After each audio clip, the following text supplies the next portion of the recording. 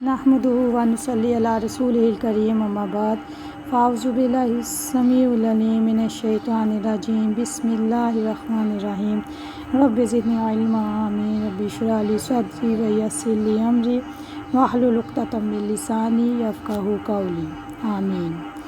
वलक़द और यकीनन अलिमतुम जान लिया तुमने अल्लाज़ीना उनको जो आतदऊ हाथ से निकल गए मिनकुम तुम में से फिस सब्त कहते हैं हफ्ते के दिन को।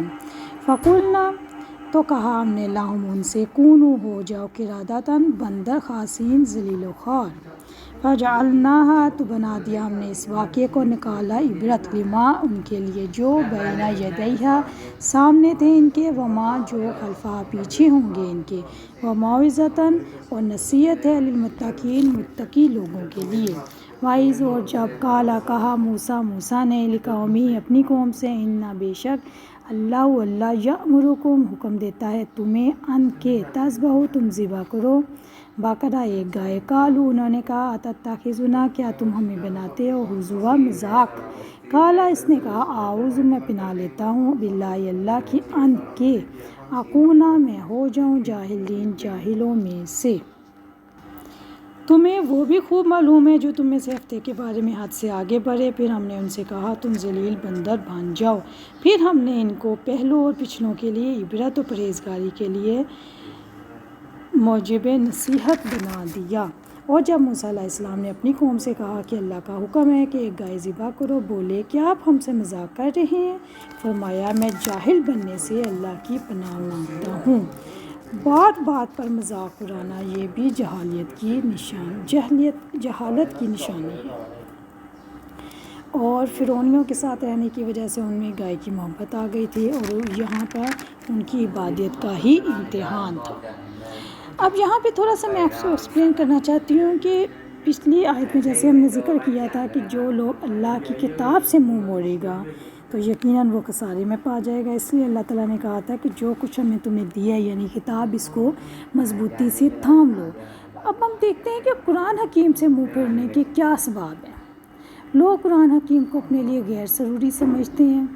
वो ये महसूस करते हैं कि इसका इनको कोई फ़ायदा होने वाला नहीं नाउज़ुबिल्लाह। और वो ये भी महसूस करते हैं कि इसको पढ़ लेने से हमारी ज़िंदगी के अंदर कोई ऐसा मामला होने वाला नहीं जिससे हमें कोई फ़ायदा नसीब हो। वो ये महसूस करते हैं कि इसको छोड़ देने से भी हमें कोई नुकसान होने वाला नहीं।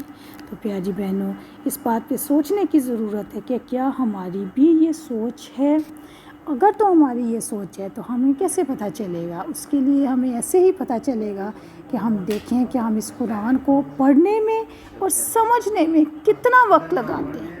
अगर तो हम इसको बिल्कुल पीठ पीछे डाल देते हैं यानी सारा दिन गुजारने के बाद सारा दिन की मसरूफियत और सारे दिन की बातों के बाद हम इस चीज़ को देखते हैं कि अच्छा दोपहर में पढ़ लेंगे, अच्छा रात में पढ़ लेंगे, शाम को पढ़ लेंगे, रात में पढ़ लेंगे। अगर तो हम कुरान की तालीम को या ये जो ऑडियोज़ हैं ये तर्जुमे के हम शाम को पेंडिंग करते रहते हैं बिल्कुल रात को मारे बांधे थोड़ा सा पढ़ते हैं और फिर सो जाते हैं तो फिर हमारा भी हाल वही होने वाला है।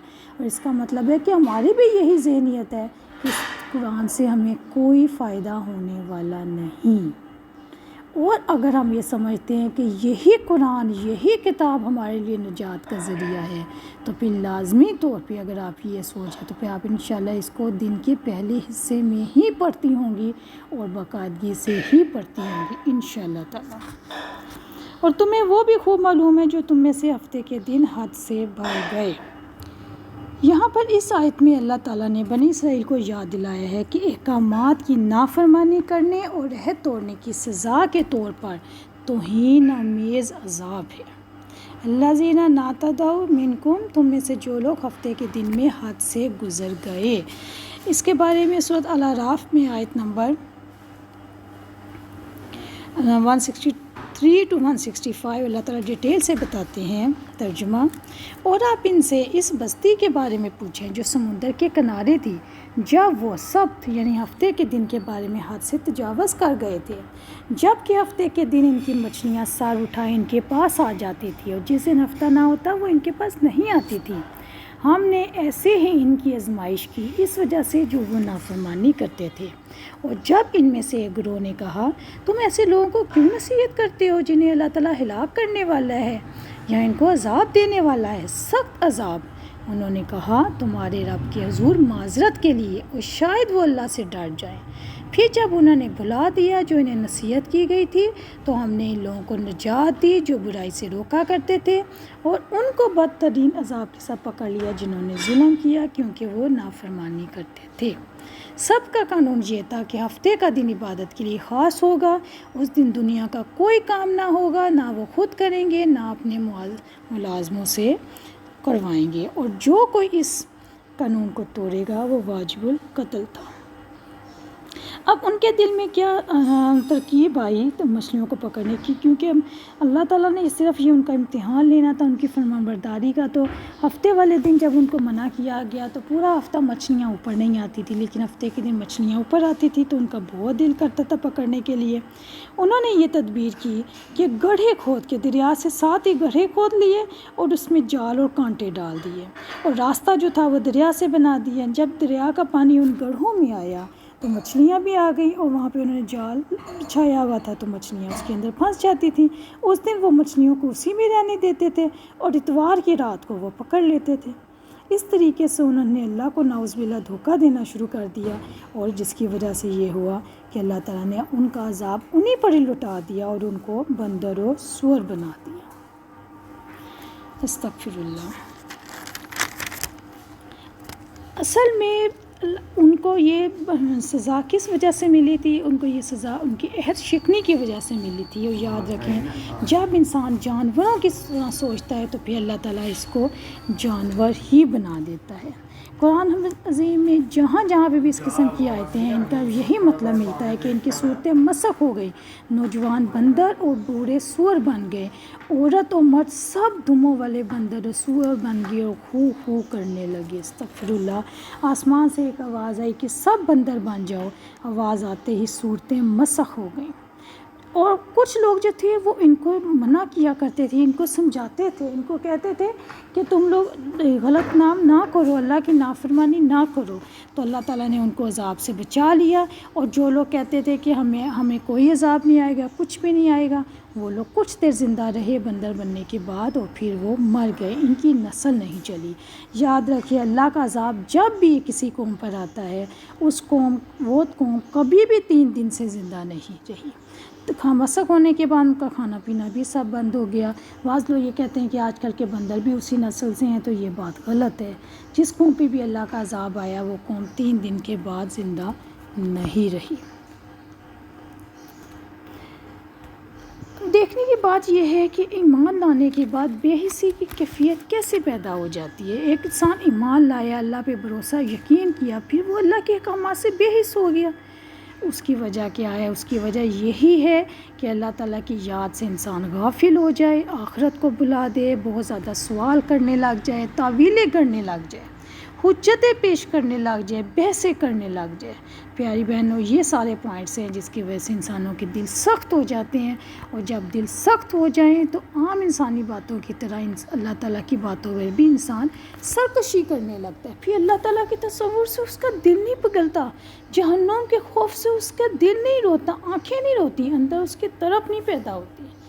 تو پیاری بہنوں، دیکھنے کی بات یہ ہے کہ ہم ان سب چیزوں سے کیسے بچ سکتے ہیں۔ اس کے یہی طریقہ ہے نجات سے ہم کیسے نجات حاصل کر سکتے ہیں کہ نمبر 1 ہم اپنی زبان کو قابو میں رکھیں، کیونکہ زیادہ باتوں سے دل مردہ ہو جاتا ہے۔ نمبر 2 گھر میں زیادہ بیٹھا کریں، باہر جا کے گپے مارنے ادھر ادھر ٹائم ضائع نہ کیا کریں۔ اور نمبر 3 گھر میں بیٹھ کر رونا چاہیے، رویا کریں۔ فَجَعَلْنَاهَا نَكَالًا لِمَا، تو ہم نے اس کو اس دور کے لوگوں اور بعد میں آنے والے لوگوں کے لیے عبرت بنا دیا۔ جہاں جہاں پر تک بنی اسرائیل کے زمانے کی قوموں کی خبر پہنچی وہ لوگ باعث عبرت بن گئے۔ عبرت سے کیا مراد ہے؟ عبرت سے مراد ہے کہ ماضی کے کسی بھی واقعے سے اپنی زندگی کے لیے اچھا سبق لینے کو عبرت کہا جاتا ہے۔ اور آپ یہ دیکھیں کہ جن لوگوں نے اللہ کی نافرمانی کی، جن لوگوں نے اللہ کی نافرمانی کر کے بندر بن جانے والوں کو دیکھا، ان کے لیے یہ واقعہ آنکھوں دیکھی گواہی تھی۔ اس زمانے کے باقی لوگوں نے، بعد میں آنے والوں نے اس واقعے کو نہیں دیکھا، لیکن اللہ تعالیٰ نے قرآن مجید میں واضح بتا دیا کہ اگر تم بھی اس راستے پر چلو گے تو یقیناً تمہارا انجام بھی یہی ہو سکتا ہے۔ وَمَوعِظَةً لِّلْمُتَّقِينَ، اللہ تعالیٰ سے ڈرنے والوں کے لیے نصیحت بنا دیا۔ موعظہ کا روٹ ورڈ کیا ہے؟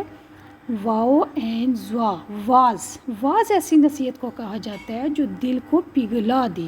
اللہ تعالیٰ نے اس واقعے کو سب کے لیے عبرت بنا دیا تاکہ وہ گناہوں سے باز آ جائیں، مگر یاد رکھیں پیاری بہنوں کہ نصیحت صرف متقیوں کے لیے ہے۔ دل انہی کے پگھلتے ہیں جو اللہ سے ڈرتے ہیں، اللہ پہ بھروسہ رکھتے ہیں، اور وہی لوگ یقیناً نصیحتوں سے فائدہ اٹھاتے ہیں۔ اور جو عام لوگ ہوتے ہیں وہ واقعات سے کبھی بھی ان باتوں سے عبرت حاصل نہیں کرتے، نتیجتاً وہ اپنے ہی ڈٹائی پر، اپنی ہی بات پر اڑے رہتے ہیں۔ ہفتے کے دن کے پیچھے اصل مین مقصد کیا تھا، کیا وجہ تھی؟ اصل مسئلہ قناعت کی کمی تھی۔ انہوں نے قناعت نہیں کی تو ان کا گزارا نہیں ہو سکا، حالانکہ اگر وہ قناعت کرتے تو ان کا گزارا ہو جانا تھا۔ وہ ایک دن نہ پکڑتے، باقی تو ان کے پاس 6 دن تھے، لیکن ان میں بھروسہ نہیں تھے، صبر نہیں تھے، برداشت نہیں تھی، قناعت نہیں تھی۔ اور پیاری بہنوں، یہی آج کا رویہ ہمیں یہ دیکھیں کہ مسلمانوں کے لیے جمعے کا دن اور یہودیوں کے لیے ہفتے کا دن مبارک رکھا گیا، لیکن کیا مجھے بتائیں کہ یہاں پر جمعے کے دن عبادت کی جاتی ہے؟ ہمارا تو جمعے کا دن ورکنگ ڈے ہوتا ہے، ہم لوگ تو اس پہ بھروسہ ہی نہیں کرتے۔ تو ہم تو کہتے ہیں کہ چلو تھوڑے دن، آدھے دن کے لیے بھی اگر ہم چلے جاتے، جمعے سے پہلے بھی ہماری دوڑ لگی ہوتی، کہیں سے ہمیں 10 روپے مل جائیں، کہیں سے ہمیں 100 روپے مل جائے، 100 کا، 200 کا، 1000 کا کاروبار کر لیں۔ ہمارے اندر بھی صبر برداشت نہیں ہے۔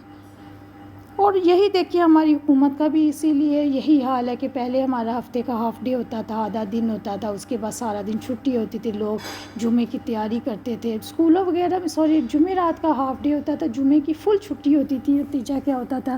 لوگ اہتمام سے نہا دھو کر جمعہ پڑھنے جاتے تھے اور اس دن چھٹی ہوتی تھی۔ لیکن اب چونکہ باقی پوری دنیا میں کاروبار، لوگوں میں، عیسائی اور یہودیوں میں ہفتہ اور اتوار کو چھٹی ہوتی ہے، تو ہمارا تو جمعے والے دن بزنس نہیں ہوتا تھا، 3 دن ہمارے ضائع ہو جاتے تھے۔